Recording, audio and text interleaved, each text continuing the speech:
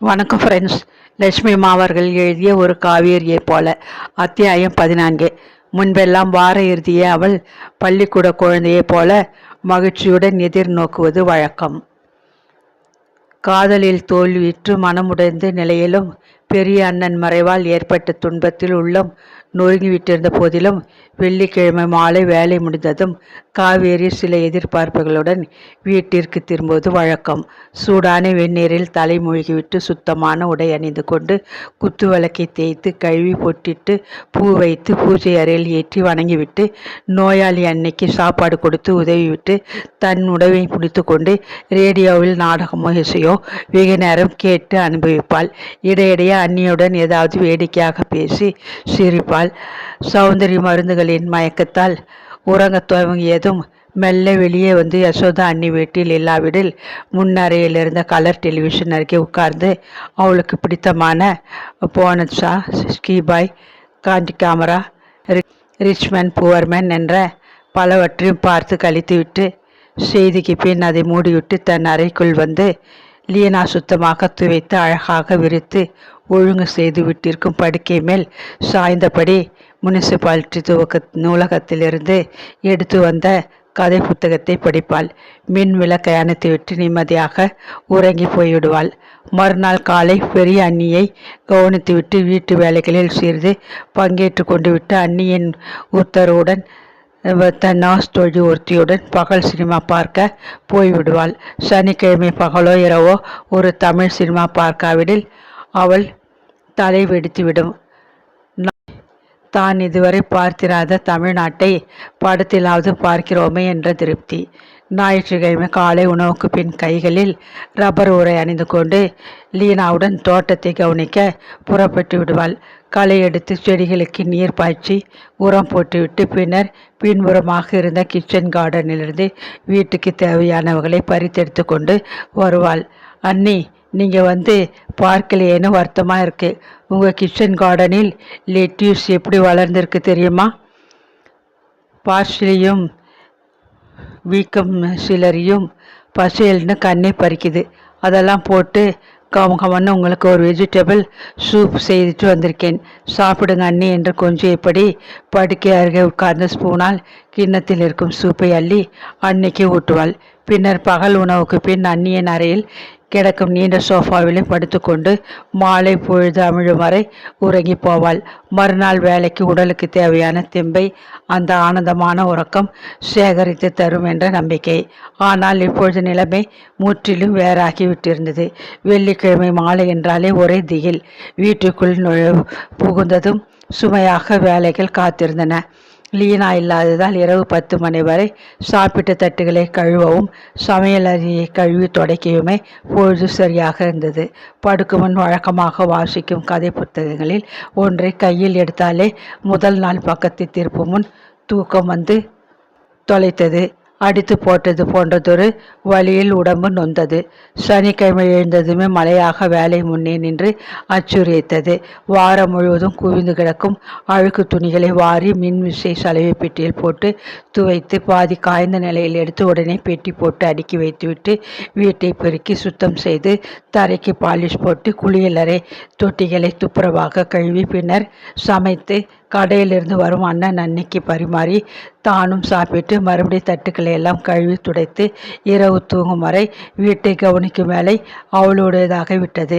ஞாயிற்றுக்கிழமைகளில் யசோதாவின் உறவினர் கும்பலை வரவேற்று உபசரித்து அனுப்புவதற்குள் முதுகு ஒடிந்து போனது. படுக்கையில் போய் சாய்த்தால் போதும் என்ற அளவில் காவேரி ரேடியோ, டெலிவிஷன், சினிமா எல்லாவற்றையும் துறந்து விட்டிருந்தாள். வீட்டிலும் வேலைகள், உத்தியோகம் பார்க்கும் இடத்திலும் கடுமையான உழைப்பு என்ற நிலையை அவளால் சமாளிக்க இயலாது உடல் சுவர்வடைய தொடங்கியது.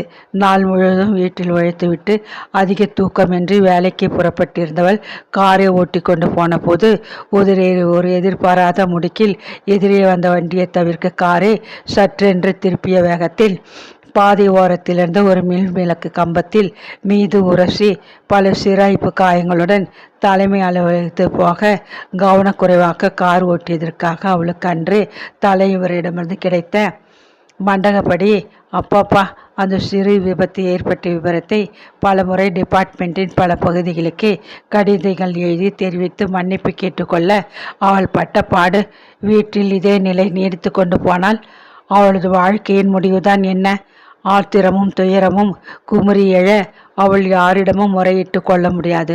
ரகசியமாக பலமுறை தன் அறையில் தனிமையிலே அழுது தீர்த்தாள். 3 நாட்களாக விடாது கொட்டி கொண்டிருந்த மழை அந்த வெள்ளிக்கிழமை மிகவும் பலத்துவிட்டது. தோழி நளினி வேலை சம்பந்தமாக பக்கத்து ஊருக்கு போயிருந்தாள். நேரே தன் காரை கவர்மெண்ட் கரேஜில் கொண்டு நிறுத்திவிட்டு தயாராக வந்து காத்திருந்த கணவனின் காரில் புறப்பட்டு போய்விட்டாள். கொட்டும் மழையில் வெள்ளிக்கிழமை மாலை கூட்டத்தில் திணறிக்கொண்டு அவள் எப்பொழுது பஸ் பிடிப்பது, எப்பொழுது போய் சேர்வது? அனாவசியமாக கௌரவம் பாராட்டுவதில் பயனில்லை என்ற எண்ணத்துடன் அவள் தலைமை அலுவலகத்து தொலைபேசியில் தாமோதரனை அழைத்தாள். ஒரு உதவி செய்ய முடியுமா? கரகரப்பான அவன் குரல் காதுகளை பட்டு போல தழுவுவதை உணர்ந்து மெய்சிலிர்த்து போனாள். வீடு வரைக்கும் உங்கள் காரில் ஒரு லிஃப்ட் தேவை. இந்த மழையில் தடுமாறினால் மேலே பேச முடியாது. இவ்வளவு தானே? காரை கரேஜில் நிறுத்திவிட்டு வாசலில் எனக்காக காத்திரு. 5 மணிக்கு டான் என்று நான் காருடன் வருவேன். கவலை வேண்டாம், சிரித்தான் மறுபக்கத்தில் தாமோதரன். நிற்காது கொட்டி கொண்டிருந்த மழையில் மழை கோட்டை இருக்க மூடிக்கொண்டு மழை குள்ளாயை மீறி முகத்திலே வழியும் தண்ணீரை மெல்ல கை குட்டையால் துடைத்தபடி அவள் காத்து நின்றாள். சொன்ன நேரத்தில் தாமோதரன் வந்துவிட்டான். தன் பக்கத்து கதவை திறந்து காரில் ஏறிக்கொள்ள உபசரித்தான். கடந்த 3 வாரமாக நான் ஊரில் இல்லை. அதனால் உன்னை பார்த்து பல ஆண்டுகள் ஆகிவிட்டது போல ஒரு பிரமிப்பு ஏற்படுகிறது. ஜபுலானா கேஸ் பற்றி சொன்னேனே, ஞாபகம் இருக்கா? இந்த மாத கடைசியிலே அவனுக்கு தூக்கு தண்டனை நிறைவேற இருந்தது. அதற்கு ஸ்டே ஆர்டர் வாங்கிட்டோம். அப்பீல் செய்ய உத்தரவு கிடைச்சிருக்கு. அதை பற்றி ஆவணம் செய்ய பிரிட்டோரியாவுக்கு ஃப்ளூ மவுண்டனுக்கும் 3 வாரமாக அலைஞ்சு கொண்டிருந்தேன் என்றான். கன்கிராட்ஸ், நீங்கள் பாடுபட்டதற்கு வெற்றி கிடைச்சிட்டுது. ஜபுலானா நிரபராதின்னு விடுதலை கிடைக்கும் வரை போராட ரொம்ப விஷயங்கள் இருக்கே. இப்போ தானே பாதி கிணத்தை தாண்டி இருக்கிறேன். நீங்கள் ரொம்ப கெட்டிக்காரர், நினைச்சதை முடிச்சுடுவீங்க. காவேரி புன்முறுவலித்தாள். உண்மையாகவா சொல்கிற? நான் நினைச்சதெல்லாம் வெற்றியாக முடியும் நான் சொல்கிற. காரை ஓட்டி கொண்டே போனவன் சிறிது திரும்பி அவளை கூர்மையாக பார்த்தான். முகமும் சிவந்து போனாள் காவேரி. கார் வேறு திக்கில் அவன் வீட்டை நோக்கி போவதை கவனித்து விட்டாள். மிஸ்டர் தாமோதரன், காரை என்று அவள் முடிக்குமன் குறும்பாக அவனும், மிஸ் காவேரி, இப்போ நான் உன்னை எங்கள் வீட்டிற்கு அழைத்து கொண்டு போக போகிறேன். பயமா இருக்கா? கடந்த 3 வாரமாக வெளியூரில் இருந்தப்ப என் மனதில் ஒரு எண்ணம் தீவிரமாக எழுந்தது. அதை இன்று செயல்படுத்த விரும்புகிறேன். இன்று வெள்ளிக்கிழமை, உனக்கு மிகவும் பிடித்த நாள். என் தாயாருக்கும் ரொம்ப உகந்த நாள். அந்த ஒரு காரணத்திற்காக என் வீட்டில் அமைதியானதொரு சூழ்நிலையில் என் மனதில் தோன்றியுள்ள அந்த எண்ணத்தை உன்னிடம் சொல்ல விரும்புகிறேன் என்றான். மழை கோட்டுக்குள் காவேரிக்கு வியர்த்து கூட்டியது. காது மடல் ஜீவென்று ஆகிவிட்டதை உணர்ந்தாள். கட்டுக்கொள்ள இயலாத பரவசத்தில் நெஞ்சு துடித்தது. முன்பு தனக்கு ஏற்பட்ட அவமானத்தை ஒதுக்கிவிட்டு மறுபடியும் தாமோதரன் அவளை மணந்து கொள்ள விரும்பி தானே அவளை கேட்கப் போகிறாரா? அப்படி கேட்டால் அவள் உடனடியாக என்ன பதில் சொல்வது? கொந்தளித்து புரண்ட தன் உணர்வுகளை அடக்கி கொண்டு மௌனமானாள். கரேஜிற்குள் காரை நிறுத்திவிட்டு சுவர் ஓரமாக உள்ளே போகும் கதவை திறந்து மழையில் நனையாதபடி அவளை உள்ளே அழைத்து சென்றான். அவளது மழை கோட்டை கயிற்றுவிட்டு வேலையால் எலியாட்டிடம் கொடுத்து சாண்டில் மாட்ட சொல்லிவிட்டு முன்னரையில் அவளை உட்காரச் சொல்லி உபசரித்தான். அவன் வரவிற்காக எலியாட் வீட்டிலிருந்த மின் விளக்குகளை ஏற்றிவிட்டிருந்தான். இதோ வருகிறேன் என்று கூறியபடி வேகமாக பின்னால் விரைந்த தாமோதரன் ஒரு சில நிமிடங்களில் முகம் கழுவி முடியை சீராக்கி கொண்டு ஆஃபீஸ் ஆடைகளை களைந்துவிட்டு ஸ்போர்ட்ஸ் ஷர்ட்டும் வெள்ளை பேண்ட்டுமாக கச்சிதமான தோற்றத்தில் வந்தான். இந்த ஊதுவத்தின் மனம் உனக்கு பிடிக்குமோ என்னவோ தெரியாது. அம்மாவுக்கு ரொம்ப பிடிக்கும். ஒவ்வொரு வெள்ளிக்கிழமையும் அம்மா படத்திற்கு இதை புகைக்க வைப்பது வழக்கம். அப்படி ஒரு சென்டிமெண்ட், அவ்வளவுதான் என்றபடி எலியாட் பறித்து தயாராக ஒரு ஓலை தட்டில் வைத்திருந்த ரோஜாக்களை எடுத்து பெரிய அளவில் ஒன்றை சுவரில் தொங்கிய தாயின் படத்திற்கு சூட்டினான். ஊதுபத்தியை பற்ற வைத்து அருகில் இருந்த ஸ்டாண்டில் சொருகினான். ஒரு வெள்ளை ரோஜாவை எடுத்து அவள் கையில் கொடுத்து, இது உனக்கு. என் மனம் இதை போல ரொம்ப வெள்ளை, தோல்தான் கொஞ்சம் கருவிதான். அறை முழுவதிலும் ஒரு சில நொடியில் ஊதுவத்தின் சந்தன மனம் கப்பிக்கொண்டது. மேலே தொங்கிய சரவிளக்கு உமிழ்ந்த ஒளியில் அவனது கண்களில் கனிவு பளிச்சிடுவதை கண்டாள். என்னவோ பேச ஆரம்பித்தவன் தொண்டையை கனைத்து கொண்டு அருகில் இருந்த டேப் ரெக்கார்டிடம் நெருங்கினான். உனக்கு தமிழ் படம் என்றால் ரொம்ப பிடிக்கும்னு எனக்கு தெரியும். நடிகர் சிவாஜியின் பெரிய விசிறி நீன்னு கேள்விப்பட்டிருக்கேன். உன்னை சில தடவைகள் நான் ஜெமினி தேட்டரில் பார்த்திருக்கிறேன். உன் சிநேகிதியோடு தான். உனக்கு நல்லா பாட தெரியும் என்பதும் எனக்கு தெரியும். அம்மாவை கூட்டி போக்க கோவிலுக்கு வரும்போது திருக்கூட்டத்திலே கண்ணீர் என்று உன் குரல் தான் கேட்கும். உங்களுக்கு தமிழ் படம், பாட்டு இதெல்லாம் பிடிக்குமா? பிடிக்கும். ஆனால் உன்னை போல் இனிய குரலில் பாட தெரியாது. நான் இப்போ பாட ஆரம்பிச்சா நீ எழுந்து ஓடி போயிடுவ. அதனாலே டிஎம்எஸும் சுசிலாவும் டூயட் பாடட்டும். சிரித்தபடி டேப் ரெக்கார்டரின் பட்டனை அழுத்தினான். இனியவளை என்று பாடி வந்தேன், இனி அவள்தான் என்று ஆகிவிட்டேன். கணீர் என்று டிஎம்எஸின் குரல் ஒலித்தது. முகம் சிவந்து நெஞ்சி பதறி அவனை பார்க்க தயங்கி அவள் டேப் ரெக்கார்டரையே பார்த்தாள். சுசிலாவும் அதையே திரும்பி பாடிய போது தாமோதரன் அவள் அருகே வந்து உட்கார்ந்து கொண்டான். எனக்கு இந்த பாட்டு ரொம்ப பிடிக்கிறது. என் மனதையே இவங்க எனக்காக எடுத்து சொல்றாப்புல இருக்கேன். அவன் முடிக்கும் முன் வாயில் அழைப்பு மணி கிணுகிணித்தது.